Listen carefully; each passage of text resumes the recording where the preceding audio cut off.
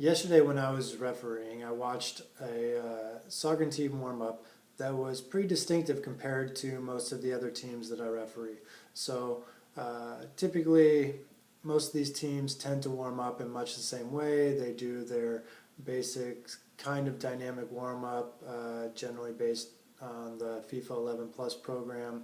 And then they do a lot of rondos. Then they'll break off, do some form of shooting on the goal type drill.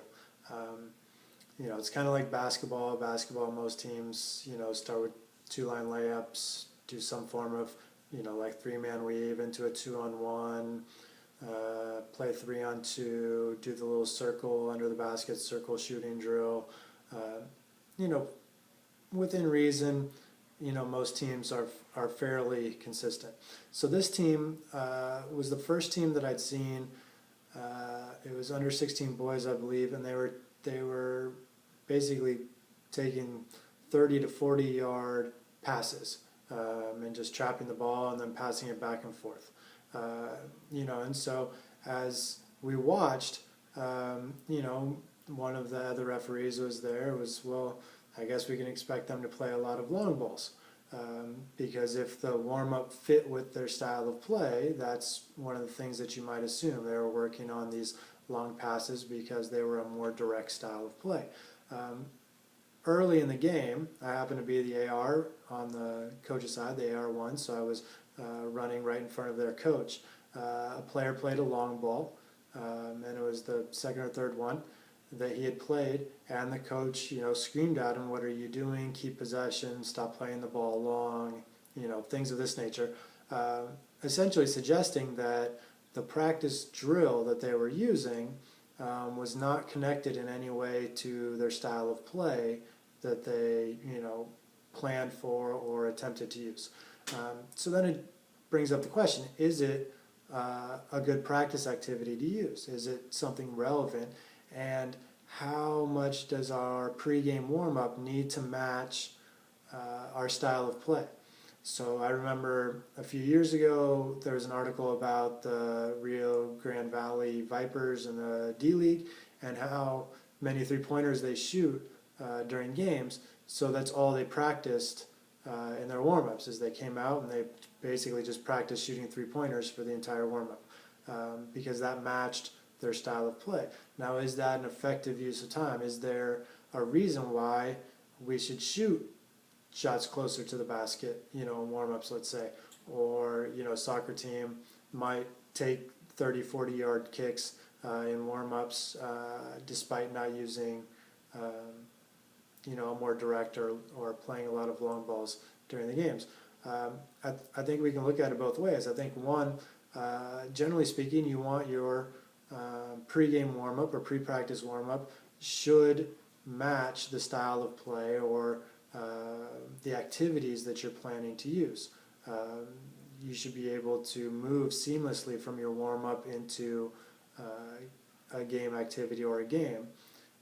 And this is something that I think a lot of people would look at warm-ups and see how closely that warm-up feeds into the game and prepares the players for the game in terms of the intensity of the activity and gradually building towards the game intensity, and also the same type of activities and passing, shooting that are going to be used in a game. So in that respect, the activity might not be one that would fit in a warm-up. But on the other hand, as I looked at it more in the same respect that baseball players use long toss. So, a baseball players using long toss will use it not because they're going to throw, 180 yards in the air, but because it helps to open up their arm and it increases the capacity.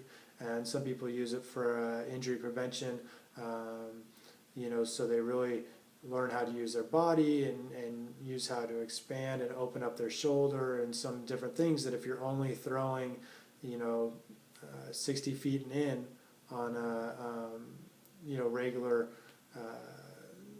pitchers, from the pitching mound or infielders across the diamond, something like that, you may not really open up, and so now you're narrowing the range of motion and actually probably creating more potential for injury because of working in a much more narrow range of motion. And so as I thought about kicking a soccer ball, the same thing could be true. If you're kicking a soccer ball and you're only making, 10 to 20 feet passes in warm-ups because everything you're doing is nice and compact and quick passes, one touch, things like this, you may never actually open up your hips, your quads, your hamstrings to really put in 100% effort to kick the ball. And then you come into a game, and you're driving on goal, and now you have to use a full intensity, get as much power on the ball as possible, and maybe you're not prepared to make that kick.